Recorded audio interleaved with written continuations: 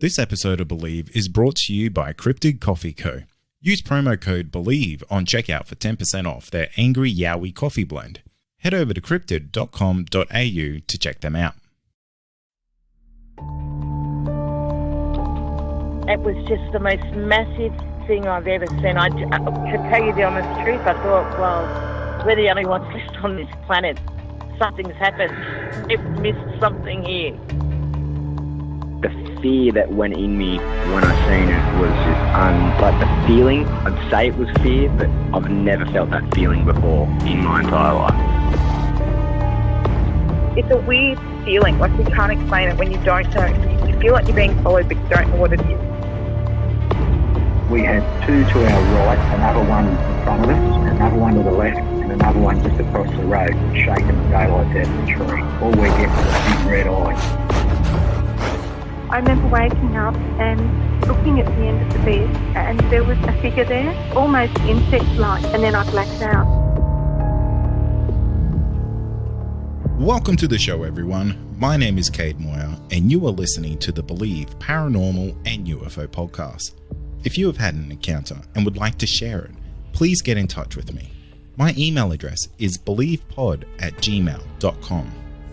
If you enjoy the podcast, be sure to leave us a rating or review wherever you listen, and head on over to our website, believepod.com, and consider becoming a member to get bonus episodes and video content.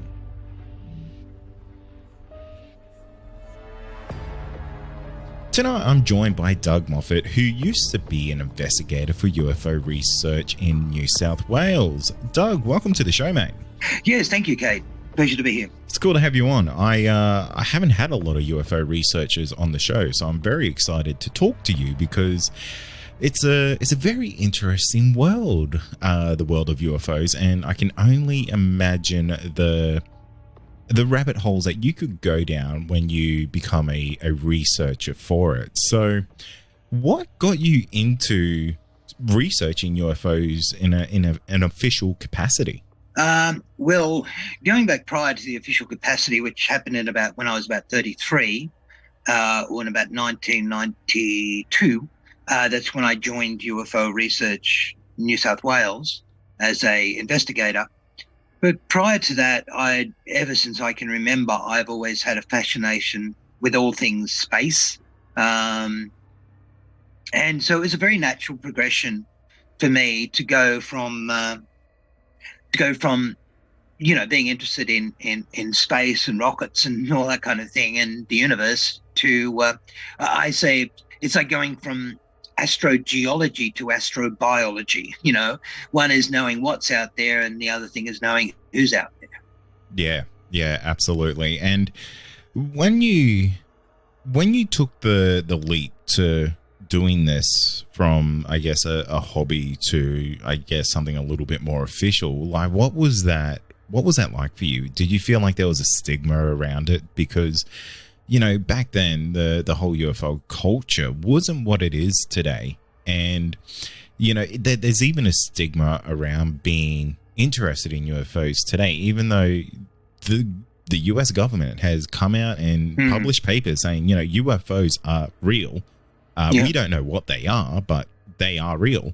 But there's still a stigma around of, you're a loony if you've seen a UFO. Yeah, well, I mean, we have to blame, predominantly CIA for that without wishing to sound too much like a conspiracy nut. But if you go back to the Robertson Committee, it was formed in 1952 after the famous UFO flyover over the White House in 52, which was seen by, everyone and their dog. And because this was at the height of the Cold War, 1952, the Robertson panel, which consisted of intelligence personnel as well as physicists and scientists, determined that Russia could possibly use an alien invasion as a precursor to a real invasion of the US by creating panic. So in order to destabilize that potential weapon, psychological weapon that the USSR could use, it was decided by the Robertson panel that all defense and intelligence organizations were to debunk the UFO phenomenon. And they've been, they're not so much doing it in very recent times, because as you said, the Navy is now coming out. Even Barack Obama is on record as saying these things, we don't know what they are. We don't know. They don't seem to observe the laws of physics as we understand them.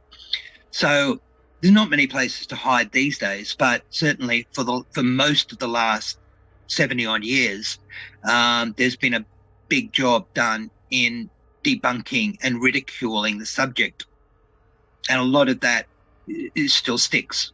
Yeah, absolutely. There was a massive disinformation, I guess I would call it an act that happened.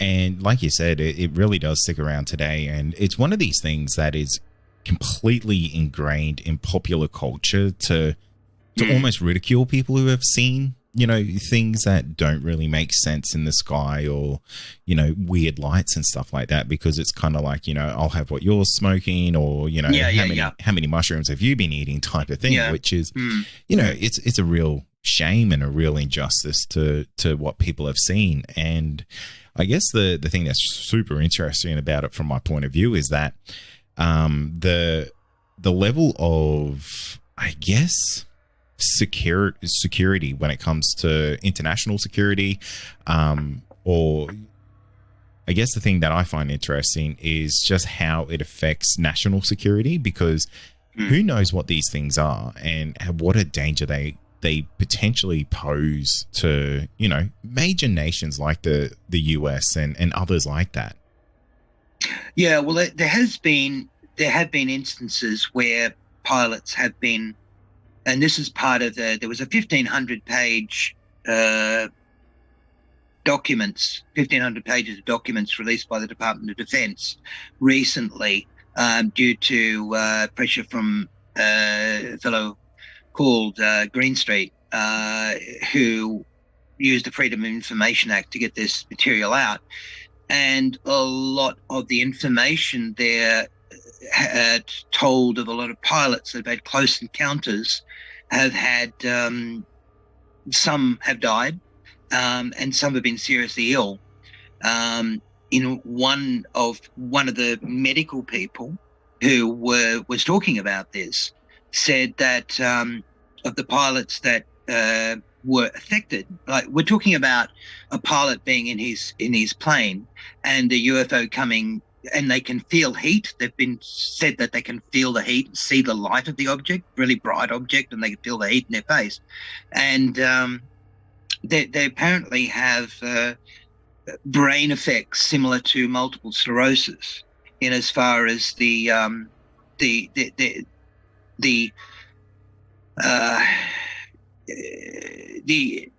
just trying to think of the right word. They basically, their immune system is attacking their brain, which is what happens with multiple sclerosis. And so there's these white markings on their brain. And so, and some pilots, there was a famous case in the 1950s where a pilot went after a UFO and came unstuck, So there have been occasions where pilots have been either made ill or died in reaction to close encounters with these objects.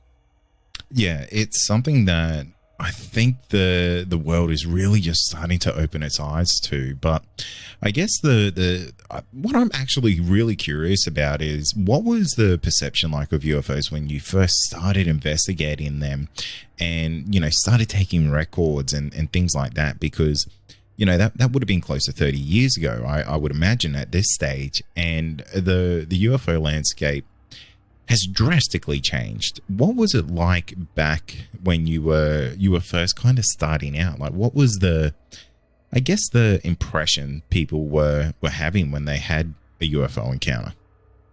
Yeah, well, I mean, it was one of the things that drew me, not only my personal interest in wanting to understand the mystery, but also I felt rather resentful of the fact that people were not given the respect of being able to say, I saw this, and you know, and not be believed. I said, how rude, you know, like,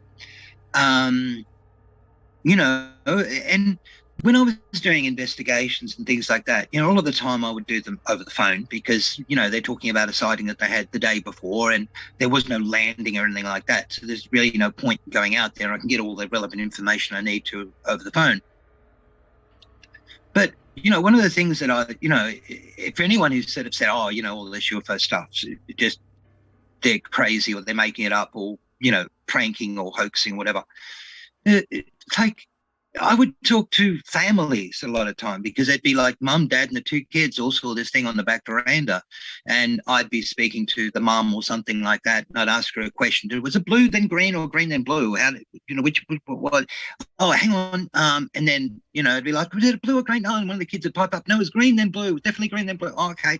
So you've got this whole family, right, around the phone for 45 minutes talking to me, and sometimes longer. And you know, why? If it didn't really happen, why would they do that? Like, is there not a better waste of your 45 minutes than that? You know, like I couldn't think of a reason. These people were not, you know, they were obviously not delusional. You know, not the whole family. You know, not delusional at all. There was no sting in the tail. There was no hoax. There was no prank. They weren't making money out of it. So, you know, anyone who says that this was just a, you know, whatever, like, please tell me why. Why? You know, if these people weren't fair income, then why would they spend time talking to me about it? So that's a really good point that you bring up because I get those same types of questions for people that I talk to, and you know, people, friends, family, you know, they will kind of say to me, you know, these people surely can't be telling you the truth. And, you know, I kind of give them the same spiel that you kind of just did is, well, why would they waste my time? Why would they waste their own time to, you know, go through all this effort to come onto the show to tell a story that's, you know, potentially bullshit. And what do they get out of that? Like, they get to joke around with their friends and go, oh, look, I got on that podcast. Or because not everyone that I interview will even get onto the show. You know, some people it just happens that way sometimes. And there's quite a vetting process to get onto the show if you have an encounter. So, you know, there's a lot of, and I would imagine that's the same for you. That there's quite a few hoops. Again, you know, it's like you were saying before, they have everything to lose because we're talking about the 90s when, yes, like and again, you know, I was media spokesperson for the group for 20 years, and I had to religiously put up with jokes about little green men, anal probes, you know, all this sort of thing, you know, and there'd always be the X-Files theme before I said a word. So, you know, this was regular stuff, you know, before I even opened my mouth. And so that was the environment it was. So, you know, like, as I said, for people to, you know, not only a waste of their time, but also to set themselves up to look foolish at a time when, if you did have a UFO sighting, you kept it to yourself. I can remember being badly misquoted by a journalist, I think it was the Sydney Morning Herald, and I explained to him that, and I was very particular the way I explained it, I said, everyone has either seen a UFO or knows someone who has seen a UFO, even if they don't know. And by that, I mean, your hairdresser has probably seen a UFO, or your grocer, or your butcher. You know, I could go on and on about all these people. Do you think they're going to come up in the middle of a normal conversation and say, by the way, I saw a UFO last night?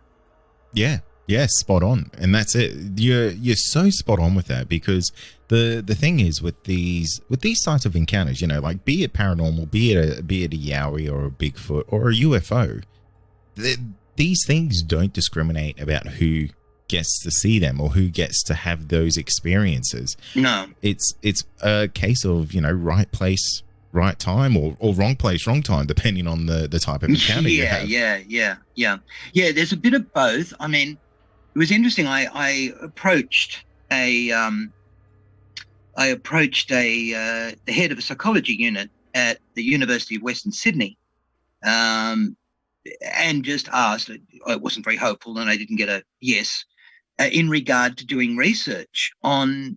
Like I said, okay, you're skeptical about UFOs and you think that these people are delusional or whatever. Well, okay, you've got a psychology unit. Let's find some commonality between these people. Are they all this? Are they all that? Do they all have excessive imaginations? I mean, you're a psychology unit. Put together a questionnaire. You can do all this sort of stuff. Let's find out if these people have some common denominator. And one of the things that because a lot of people poo-poo the idea of extrasensory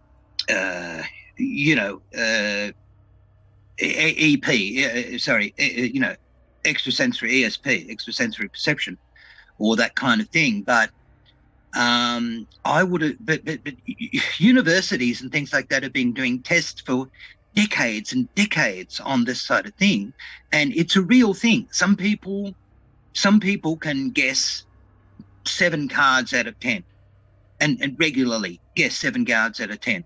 And other people, like the norm might be 2 out of 10 or 1 out of 10. And these people continuously do 7, and there's no tricks. It's just, it's a university test. So, ESP is real, whether we don't understand it or they don't understand it. We all really don't understand it, but it certainly is real. And I thought, well, can't we do some tests on this? Because I think certainly, as you said, it's right place, right time, or wrong place, wrong time, depending on the circumstance. But I would also be very curious to find out whether if somebody had a high level of ESP, they were more prone to have sightings. One of the reasons why I was wondering this is because most people have one major sighting in their life, maybe sometimes 2. There are some people that have maybe 10 ongoing and all this sort of thing. Like, that's not chance. How does some person have 10? Like, why? And I can remember doing some investigations, and this isn't a specific thing, but this is an example of the sort of thing that I used to get. Was it might be a older woman, and she's out in the backyard and she's watering the garden, and she said, I was just putting the hose on to the tap, and for some reason I looked around and there was this UFO. Now, what made her look around? I guarantee that woman had probably higher than normal ESP. Yeah, absolutely. And I agree with you on it. It's funny that some people seem to almost be magnets for this type of thing. And some people are just lucky to see what they saw. It's something that I can't explain. I kind of find that it doesn't just happen to UFO encounters either. It happens to people, especially I find in the paranormal world. It's kind of like the way I always kind of say it when I'm talking to the person I'm interviewing is they've kind of opened up a door, and once they've opened up that door, you've seen both sides of the spectrum then. And there's really no going back. So, they know of you, you know of them, and now you've almost got this mutual agreement where you can kind of interact with each other. And now, a quick word from our sponsor. Also, are you wanting more content? Why not become a Believe Plus member? You'll get access to exclusive podcasts and episodes that aren't available to the public. Not only that, you'll also get our regular feed without any ads. Head to believepod.com/plus to sign up today for just $5 a month. Yeah, as I said, I think there is an element of that. I think it's a bit of both. I think there's an element of chance, but also, because of it. I know there's a fellow, Damien Knott, who has done a lot of UFO photography. And he used to say he'd wake up at 3 o'clock in the morning and get up and with his camera and wander around outside and bingo, pick up some UFO footage. Yeah, Damien's what's going on there? Yeah, exactly. And Damien's a good friend of the show. He's come on a couple of times, and I regularly talk to him, and the encounters that he have are genuinely mind-boggling and kind of frightening, because they've made him quite sick at times, and Yes. They've physically affected him, and there's just nothing to explain it. No, and well, as he's been, you know Damien obviously pretty well, and I had a lot to do with him too when I was involved with the organisation, and he was a guest speaker on several occasions, obviously, and he's a very grounded person. Absolutely. He will be the first person to say, I don't know what these are. They're just always around me.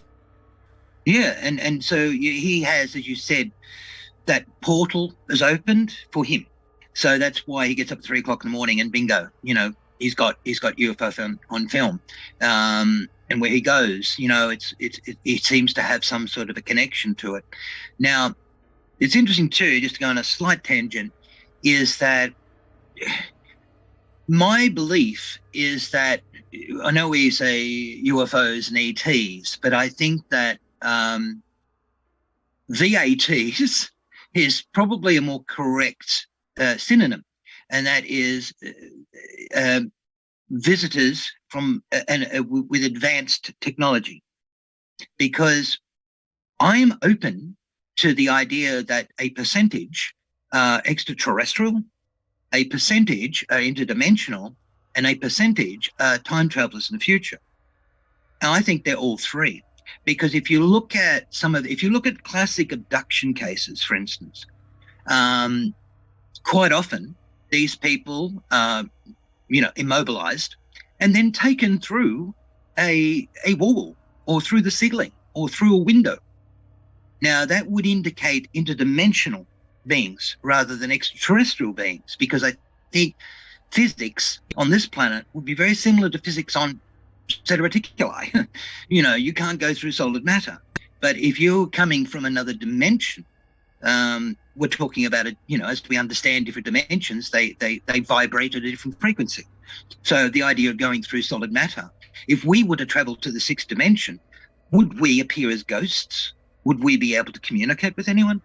Would we be able to walk through what is solid matter in the sixth dimension? These are all questions we don't know. Yeah, and it's a really cool concept. I do like that. I'm pretty much along the same lines as you there, Doug, because I'm a big believer that these things are, in my opinion, probably more time travelers than anything, because I think that explains why there's cases of missing time, or where people have been abducted and it feels like they've gone for hours and hours and hours, and they've returned back, and it's been a moment of time, like barely nothing at all. And could that be something that can bend the rules of reality? Who knows? But I'm always so open to the different, I guess, avenues that UFOs provide, because it really is quite an endless rabbit hole that you can go down when it comes to what these things possibly could be. Yeah, well, I think as I said, given that, and particularly given some of the again, different categories. I'm not saying they're all one, or again, each of the, I look at cases and I go, that sounds like a time traveler, interdimensional, extraterrestrial, big, and a lot of the warnings, of the about the environment. Now that indicates to me time travelers. They're coming back and saying, look, look after the planet. I mean, okay, there could be ETs as well, but it's almost like a parent coming back and saying to their children, watch out for the road. You don't want to get run over. I got run over and it's not fun. So there's this warning which would indicate future people. Also, one of the other intriguing aspects of the phenomenon, VAT, phenomenon, what do you want to call it, is that, they, as I said, they have these various different aspects, that there are aspects of each of these three things involved. And also the idea that some of these beings that people see are virtually could walk down the main street of any town anywhere in the world and not be seen as being different. So, that would indicate that they were coming from the future because they were basically the same as us. And if they're not coming from the future, then that would lead to the idea that we were genetically fiddled with a long time ago, and seeded by their genes. Yeah, absolutely. It could be that, who knows, maybe whether we were just left behind and the human race left Earth a million years ago and we just kind of rebirthed ourselves from whoever was left remaining at the end of the day. Yes, yeah, and of course that would explain a lot of the, a lot of people who believe that, things like the pyramids and were power sources, and that our level, the Atlantis legend and so on, that our technology, that we tend to think we're at the top of our technological tree now, but there's a lot of people who believe that we were even higher in the ancient past. Yeah, it's a really cool topic, but I do want to go on a little bit of a tangent here, Doug, because I have a question that it's burning in my mind because you brought up Damien Knott, and whenever I talk about Damien Knott, I always think of this really cool little phrase that he kind of told me, is that the human element is the most interesting part when it comes to the UFO experience, because it's our human psyche that kind of decides what we're experiencing at that moment, in the sense that, if there's an orb in the sky, it's a UFO. If it's in the trees, it's like a min light. But if it's in the house, it's a paranormal encounter, like it's a ghost. So my question, like a long way to kind of get to that, is that, have you found throughout your years of like investigating and so on, that you found any correlation between, say, UFO encounters and paranormal experiences? No, definitely. There has been, again, cases that definitely have poltergeist-like behavior. And yet there is also a UFO element to it as well. So, yes. Now, it's interesting you should bring that up, because we can, when we look at the paranormal, we're thinking, okay, a lot of the obvious go-to is that, it's a ghost, it's a poltergeist, it's a spirit of some kind. But again, it comes back to what I was saying about the interdimensional beings. I think a lot of poltergeist, not just UFO type poltergeist situations, but even purely poltergeist situations, may be interdimensional beings that somehow have crossed that veil. Yeah, it's funny because the world of the paranormal is it's so vast, and some of the things that kind of get explained from people that I've spoken to anyway really do lend themselves to what you could almost call alien encounters. And for me, I feel like it's a hop, skip, and a jump away from what these types of experiences are. Yes. Yeah, I mean, again, there's a lot of similarities between poltergeist behavior and some UFO events, and then in interdimensional time traveling and all that kind of thing.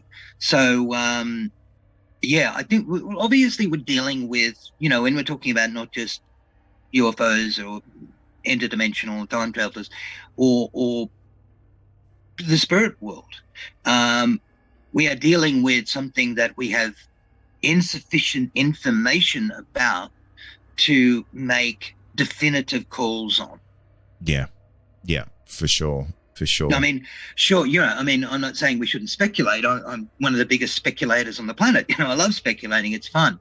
But, we have to accept the fact that there is a lot of this, which, and you were talking before about the rabbit hole. I'll come back to the rabbit hole for a moment, because when you were saying earlier, there must have been a lot of rabbit holes, that you're confronted with when you go into the UFO phenomenon, which is very, very true. And if you want to go to the poltergeist or spiritual paranormal, it's much the same thing. And I think I take in a lot of cases, I take what I call the neutral position. The neutral position, like, for instance, there are people that are convinced that we have an Earth space fleet, like Star Trek, like, craft capable of traveling to other planets, and that we have an Earth base on Mars and on the Moon, like virtual cities.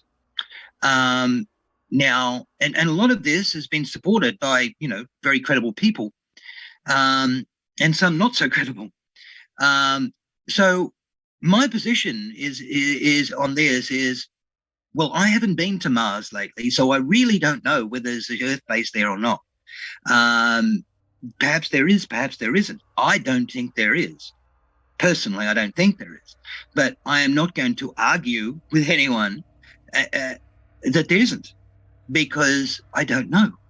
So taking that neutral position is, I think we're all entitled to have our own opinion as to whether we think something is this or think something is that.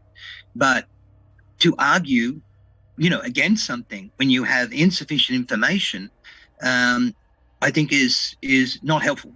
Oh, 100%. And you see that in every single one of the I guess, you see that in every world of investigation, be that Yowies, be that UFOs, be that paranormal. And, I just really wish some investigators would just say, you know what, I don't actually know enough about that to have a credible opinion on that.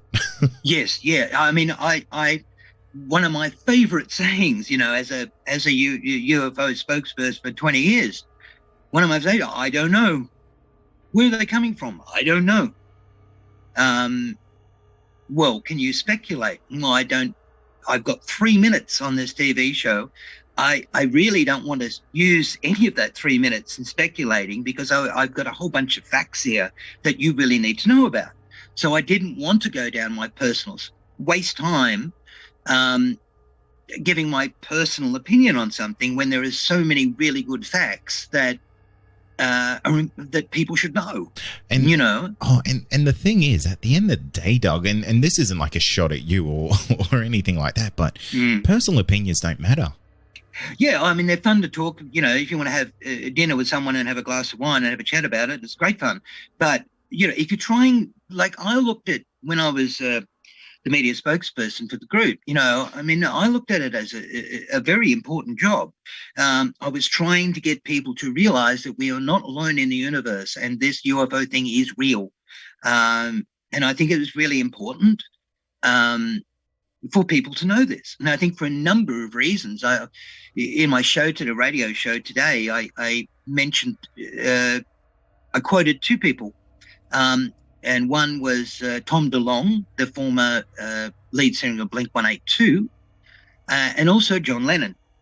And to paraphrase both of them, because they basically said the same thing, that when people realized that this UFO, because John Lennon, of course, did see a UFO in New York City from his apartment. And if people really knew that this stuff was real, it would potentially change everything, because it is a conscious, expanding knowledge. Once you get your head around the fact that, we are being visited by beings from God knows where, whether it's another planet, another dimension, or the future, once you get your head around that, all sorts of things you begin to question, like how silly is countries? Having a country here and a different country here, when basically we're all humans. And it was Ronald Reagan who said on a number of occasions, one of those occasions was in front of the United Nations, when he said that, I often wonder if we were faced with a threat from outer space, how we would realize that the differences between countries, nations, religions, races, everything was basically nothing, and it wouldn't matter what race you were or what country you were from or what religion you had. It's like, it's us v them. Yeah, definitely. It's it blows my mind, Doug, that we've basically been given, a form of disclosure where the world's governments have come out and said, yeah, UFOs are real, but it's almost like the world didn't care. And I can't fathom how this is not the biggest news story on every channel on TV every night. Yeah. And I guess it's because, for a lot of people, the societies, or the structure of our society, is designed to keep us busy. It's designed to entertain us in certain ways, TV, what have you. Keep us busy through working and, and doing this and doing that.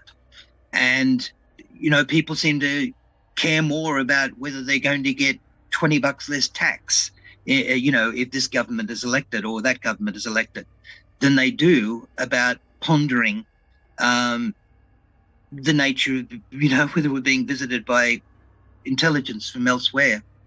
And I think one of the things, one of the quotes I particularly like from Albert Einstein, there's a lot of quotes that I like from Albert Einstein. He was a very wise person, as well as obviously a genius. He was very wise as well. And he said once that, the world would be a better place if we thought more. He said he was misunderstood because German was his first language and English was his second language. So he wasn't great at English.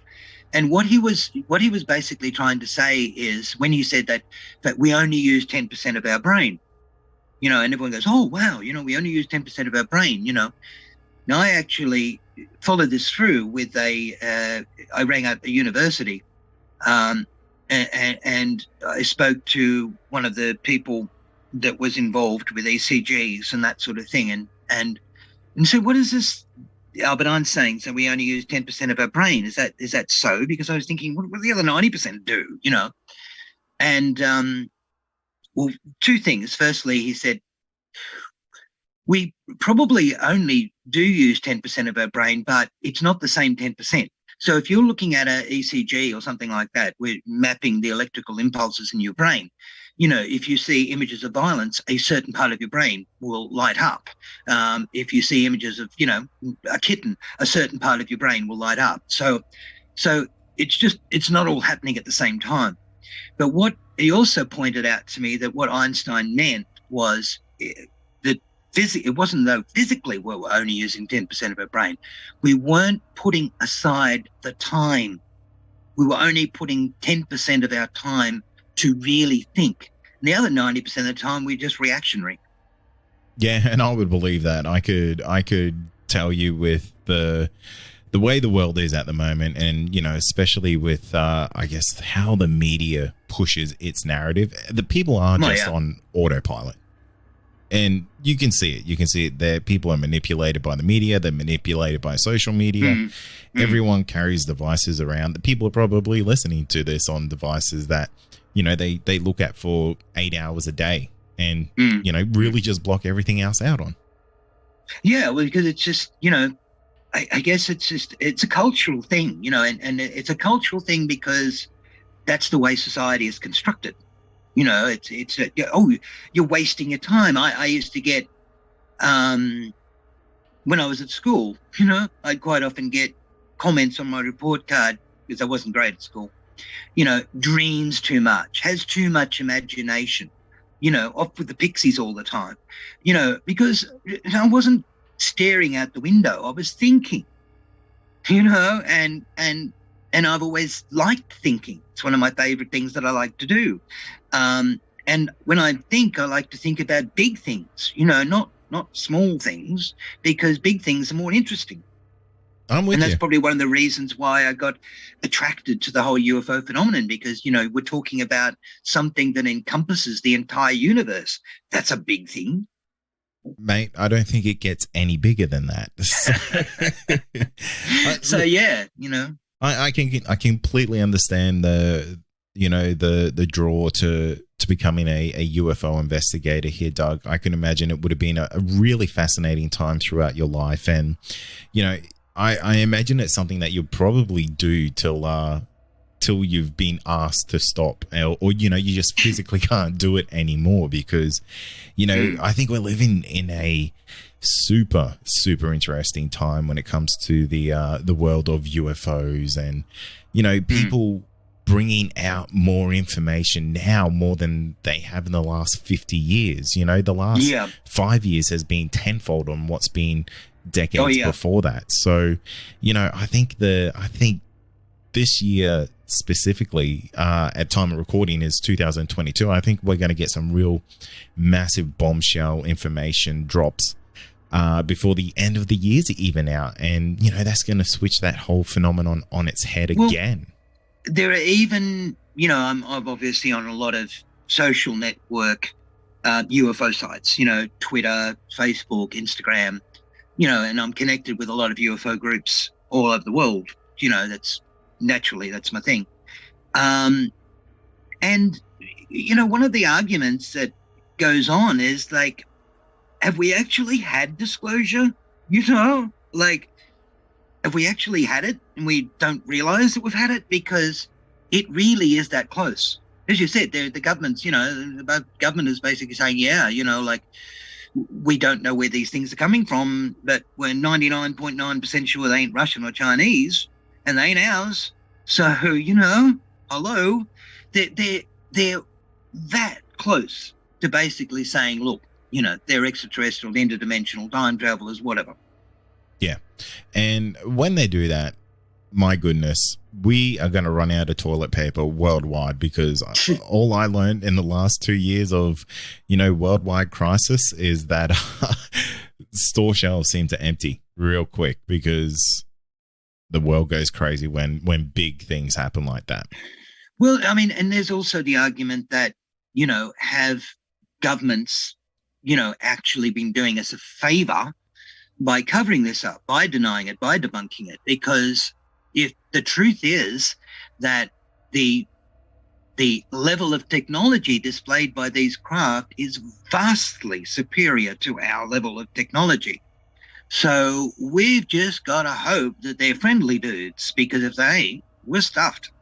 Yeah, exactly. You know, it really comes down to the old anthill metaphor. You know, are we the ants in this world? Yes. Yeah. So I think that, you know, I mean, I don't have any concerns about them.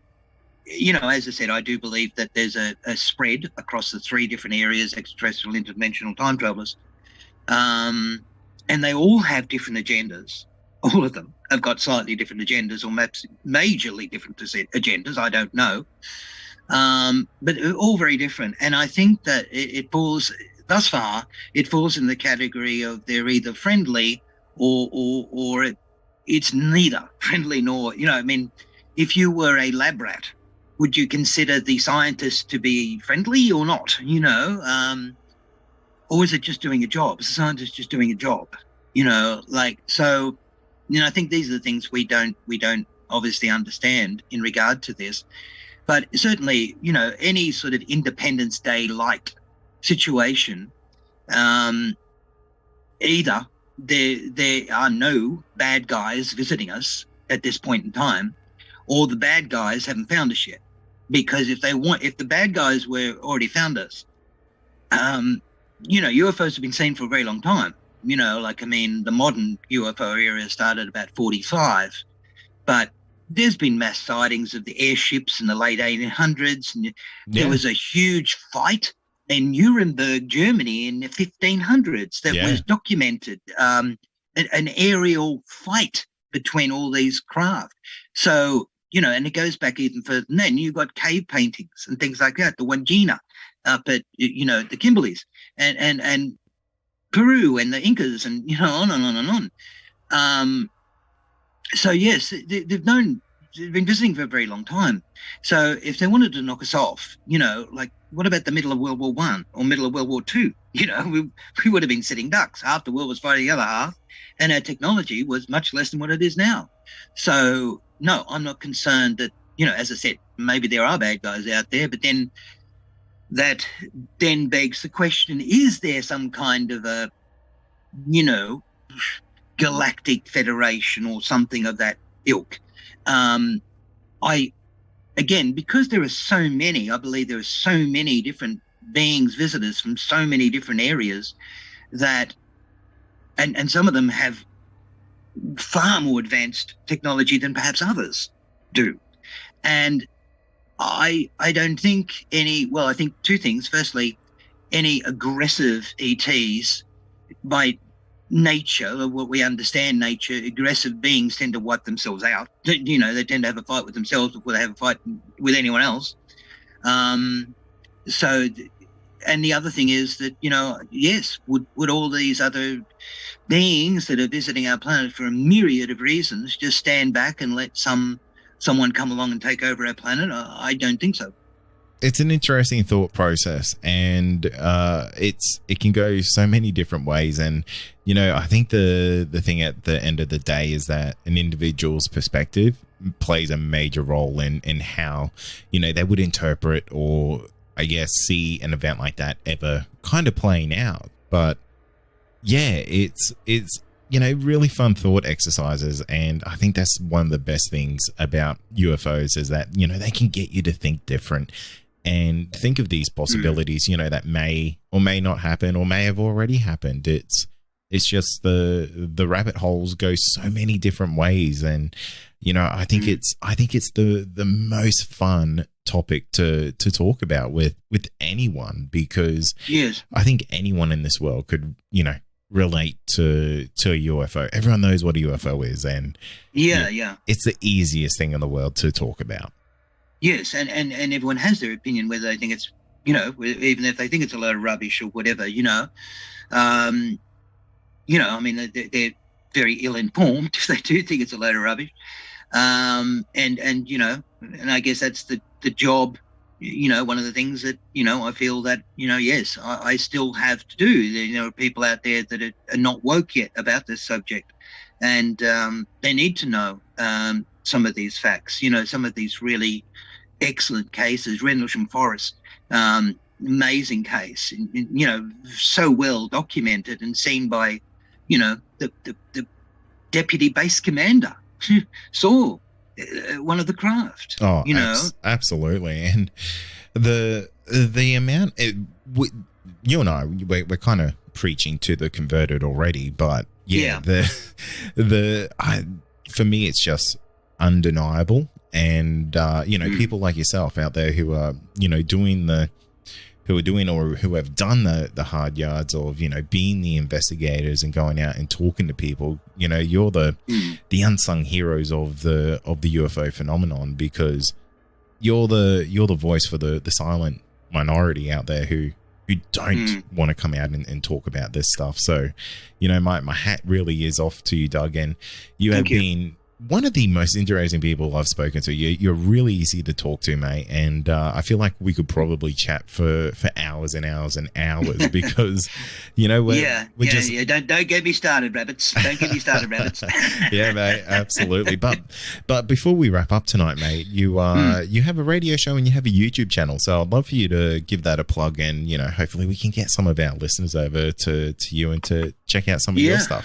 Thank you, Cade. Yeah, I've got a YouTube site. It's got quite a few podcasts and good videos there. One of those videos is about Rendlesham Forest, amongst a number of other really good cases. Frederick Valentich, the Gosford Files, which was a very interesting flap that happened in the early 90s in the Central Coast. Worth a look, and that's UFOU, UFOYOU, and that's my YouTube site. And I have my show on Mondays, Australian Eastern Standard Time, at between 2 and 3 on NIM FM, NIM FM, which is Nimbin Community Radio. You don't have to be in Nimbin to hear it, because it is live streamed. So if you just Google up NIM FM, follow the prompts and listen, and boom, I'll be talking about UFOs between 2 and 3 on Mondays. And what I'll do there, Doug, if you can shoot me over links to all your stuff there, I'll pop them in the show notes. So if anyone is interested in that, they can just jump in the notes below and go check you out directly. That'd be super. But yeah, Doug, thank you so much for coming on the show, mate. You were super interesting to talk to, and mate, I think you and I will be staying in touch for quite a while. Oh, I hope so, Kate. I've really enjoyed it too. You know, like as I said, it's like after being in, as I said, in mainstream media for 20 years and having to put up with some of the most inane questions I could ever think by people who knew nothing about the subject apart from whatever, Hollywood movie they'd seen. It's a real, it's so refreshing and wonderful to talk to someone who understands the subject, who understands the complexity, the nuances of the subject, which, as we've discussed, is no small feat. Thank you for listening to this episode of the Believe Paranormal and UFO podcast. If you have had an encounter and you would like to share it, please get in touch with me. My email address is believepod@gmail.com. Finally, don't forget to follow us on all our social media outlets and be sure to join our Discord server to talk to other listeners of the show. You'll find all these links in our show notes. Thank you.